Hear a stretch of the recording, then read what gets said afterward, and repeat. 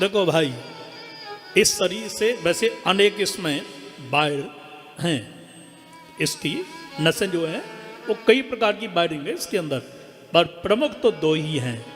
एक तन जिसमें अनेक वायर हैं, एक मन उसमें भी वायरिंग है, ठीक है ना।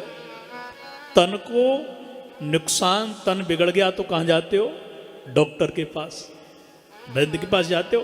और मन की औषधि कहाँ मिलेगी? भगवान की शरण में आना पड़ेगा। तन रोगी हो गया तो वैद्य ठीक करेगा, मन रोगी हो गया तो संत जन ठीक करेंगे। गवर्नमेंट ने तन को ठीक करने के लिए बहुत बड़े बड़े औषधालय बना रखे हैं, पर सत्यता यह सज्जनों, मन के रोगी का कोई औषधालय नहीं है, सरकार ने नहीं बना रखे हैं। केवल आपको यदि मन को ठीक करना है तो भगवत शरण में आओ, किसी संत की शरण ग्रहण कर लो, मन ठीक हो जाएगा। कभी कभी धन भी बढ़िया है, तन भी स्वस्थ है, पर मन बेचैन है, अच्छा नहीं लग रहा है। क्यों? तुमने कभी हरि स्मरण किया ही नहीं। इसलिए तापत्रय विनाशाय, 3 प्रकार के तापों को मिटाना है तो हरि शरण ग्रहण कर लो। सत्यता यह है, खूब कमाओ पर कम से कम 60 के हो जाओ, तब तो शरण में आ जाओ। 5 वर्ष के हो गए, विद्यालय जाना सीख लो।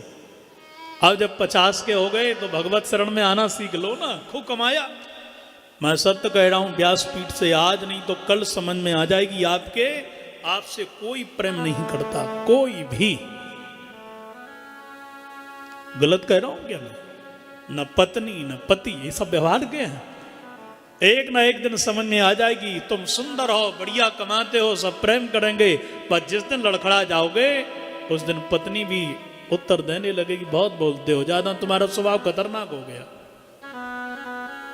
अकल ठिकाने नहीं लग रही है, सब कुछ चला गया लेकिन फिर भी नहीं मानते हो। वही पत्नी जो प्रेम करती थी तुम्हारे सामने आवाज खोलती नहीं थी, तुम कमाते थे, तुम्हारा दबदबाटा था, और जब 60 के होकर के 60 जाओगे तो कोई नहीं सुनेगा भाई। पर ज्यों ज्यों संत बूढ़े होते हैं, ज्यों ज्यों संत साधक अपनी ऊंचाई पर जाते हैं, संसार जगत त्यों त्यों उनके लिए झुकता है। शरण ग्रहण करो, तापत्रय विनाशाय। ऐसे प्रभु की शरण, श्री माने राधा, श्री राधा जी के सहित भगवान कृष्ण को हम नमन करते हैं, प्रणाम करते हैं।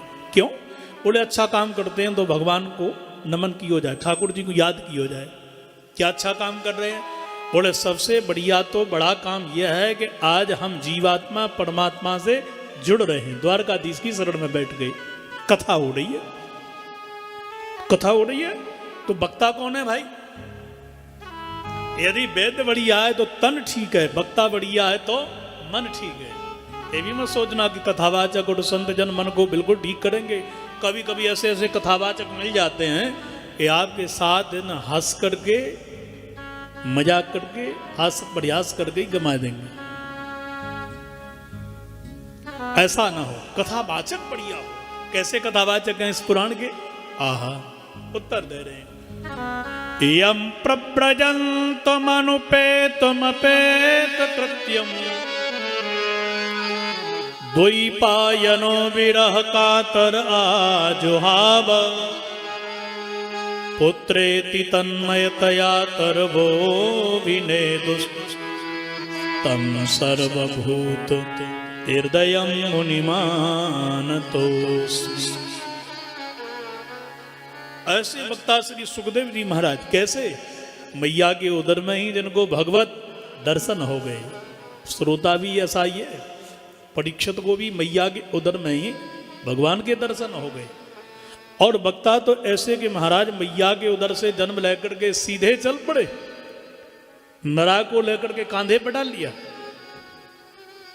लौकिक संस्कार नहीं हुआ, नान छेदन नहीं हुआ, जनेऊ भी नहीं हुआ, सीधे चल पड़े।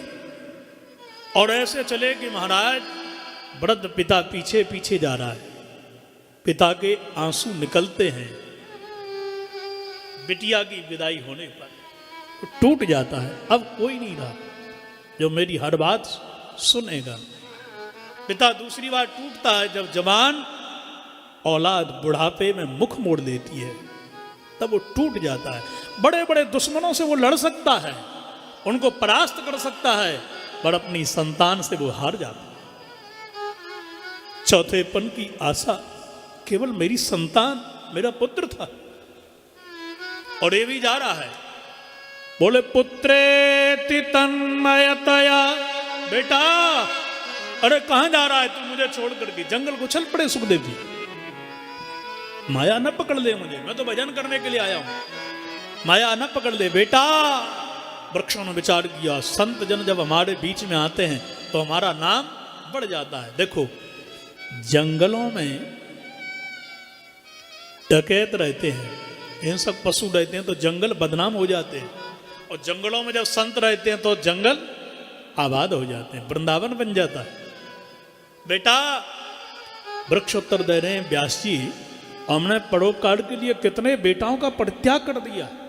ये वृक्षों के जो बेटा हैं, फल अमरूद सेव केला खाते हैं ना अपन, तोड़ेंगे तो वहां से पानी निकलता है, वो वृक्ष रोते हैं पर तुरंत पानी सूख जाता है, कोई बात नहीं, हमारे बेटा गए पर किसी को जीवन दान दे करके ही तो गए।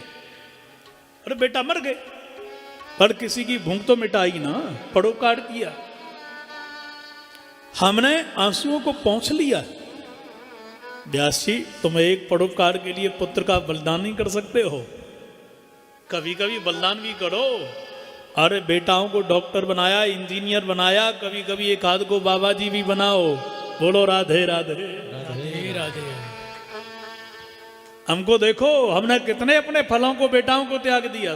तम सर्वभूत हृदयम मुनिमान तोस्मी, ऐसे सर्वभूत हृदय में शुकाचार्य जी को हम प्रणाम करते हैं। वृक्ष प्रणाम कर ले, प्रेम से बोलो श्री राधे राधे। अब यहीं से कथा मोड़ ले रही है, तो वस्तु की शक्ति का ज्ञान हो गया। ये भागवत पुराण क्या है? साक्षात श्री कृष्ण द्वारकाधीश ही बैठे हैं, और वक्ता कितने बढ़िया हैं इसके, वो तो आपको ज्ञान हो ही गया। अब चर्चा नई सारण तीर्थ में सौनकादि 88,000 ऋषि बैठे हैं। कितने?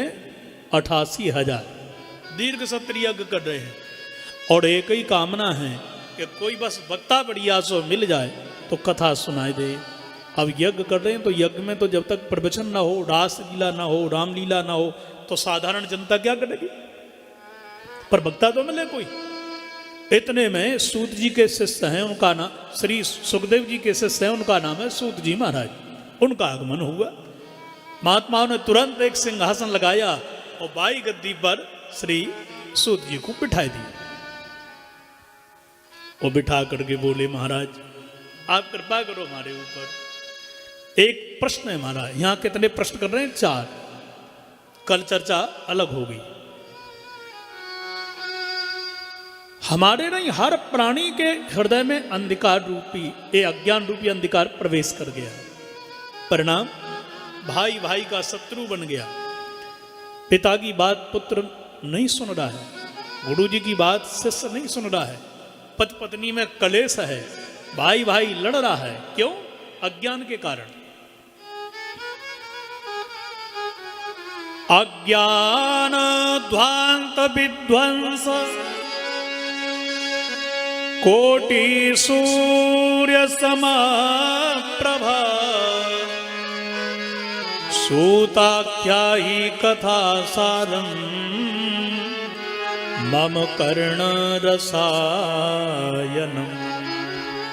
महाराज आप अपनी दिव्य वाणी के माध्यम से हमारे लिए गोविंद की कथा सुनाओ। ये सूढ़ है ना, एक साथ एक देश में ही प्रकाश दे सकता है। भारत में है दिन, अमेरिका में रात्रि, नहीं दे सकता धरती पर एक साथ प्रकाश। और आप संतों की वाणी जो अंदर ज्ञान है, एक ज्ञान करोड़ों करोड़ों सूर्य के समान है, एक साथ अनेक हृदय रूपी देशों में प्रकाश दे सकता है, अज्ञान मिटा सकता है। कहने का मतलब अपनी रसमयी वाणी से गोविंद की कथा हमको सुना दीजिए बस। हम कथा के रसज्ञ हैं, आप हमको गोविंद की कथा सुनाओ। पहला प्रश्न हमारा यह है महाराज, ये संत जन घर परिवार को छोड़ करके जंगल के लिए जाते हैं, कभी घर की परिवार की इनको याद ही नहीं आती है।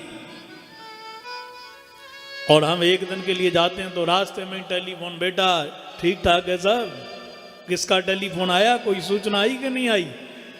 अच्छा 7 बजे ही अपना लॉक लगा लीजिए बेटा, ठीक है ना। और सुन लाला, दुकान को 1 घंटे पहले ही बढ़ा दीजिए। देखो दुकान को छोड़ करके आए श्रीमान जी ने, हाँ दुकान पे नई प्रारंभ कर दी।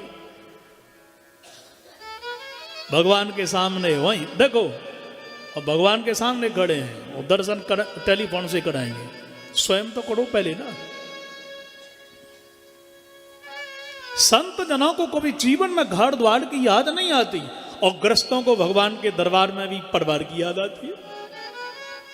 आप कृपा करके बताओ, ये माया और मोह से विरक्ति कैसे मिलेगी? भक्ति ज्ञान की वैराग्य की वृद्धि कैसे होती है? बुढ़ापे में मृत्यु के समय यही धन है, यही साथ देगा। इसलिए हम पूछ रहे हैं। सौनक आदि ऋषि हैं ये सब, सौनक जी सबसे बड़े हैं, तो प्रश्न वही करेंगे। सौनक जी कह रहे हैं, भक्ति ज्ञान विरागाप्तो विवेको वर्धते महान, माया मोह निरासश्च वैष्णवै क्रियते कथम। बस कृपा करके बताओ, माया मोह से विरक्ति कैसे मिले? ये घर द्वार छूटे कैसे? बहुत कुछ किया, घर बनाया, सुख नहीं मिला। बच्चों को पैदा किया, सुख नहीं मिला। विवाह होगा, बहू आएगी, बढ़िया भोजन देगी, सेवा करेगी, सुख नहीं मिला। नाती होगा तो सुख मिलेगा, नहीं मिला, क्योंकि सुख है ही नहीं वहां साहब, मिलता कहां से? राशन की दुकान पर कपड़े नहीं मिलते, कपड़े की दुकान पर राशन नहीं मिलता। ये तो दुखालय है, यहाँ सुख कहां से मिलेगा भाई? सुख तो हरि शरण में है, और उसको हमने ग्रहण किया नहीं। प्रेम से बोलो राधे राधे राधे राधे। आप कृपा करके बताओ, चिंतामणिर्लोक सुखम सुरद्रु स्वर्ग संपदम प्रयच्छति गुरु प्रीतो वैकुंठम योगी दुर्लभम। सौनक जी कह रहे हैं, महाराज चिंतामणि मिल जाए, लोक सुख मिल जाएगा। कल्प वृक्ष के नीचे जाकर के बैठ जाओ, जो मांगो वही मिल जाएगा। पर गुरुदेव यदि प्रसन्न हो जाएं तो साक्षात हरि को ही गोदी में बिठाई दे। दशरथ जी के आंगन में राम जी आए कि नहीं आए? वसुदेव जी के यहाँ कृष्ण जी आए कि नहीं आए? गुरु कृपा से आए। आप हमारे गुरुदेव हैं, कथावाचक हैं, कृपा करके हमको गोविंद की रसीली कथा सुनाए दो। आहा, सूत जी गदगद होकर के बोले, राजन हे ऋषियों, आप तुम्हारे लिए जो मैं कथा सुना रहा हूं ना, शास्त्र की नहीं, शास्त्र का सार पुराण भागवत है। श्रीमद् भागवत महापुराण की कथा सुनो। आदि वक्ता इनके सुखदेव जी महाराज हैं। गंगा के किनारे जब परीक्षित ने कथा सर्वप्रथम सुनी तो महाराज एक कथा का ऐसा प्रचार हुआ कि सारे के सारे देवता इंद्र को लेकर के बृहस्पति जी के यहाँ गए। क्यों? बोले कथा सुनी कैसे जाए? जब तक विधि का पता नहीं होगा, मंत्र, तीर्थ याटन, कोई भजन, कोई पूजा आपकी सफल नहीं होगी।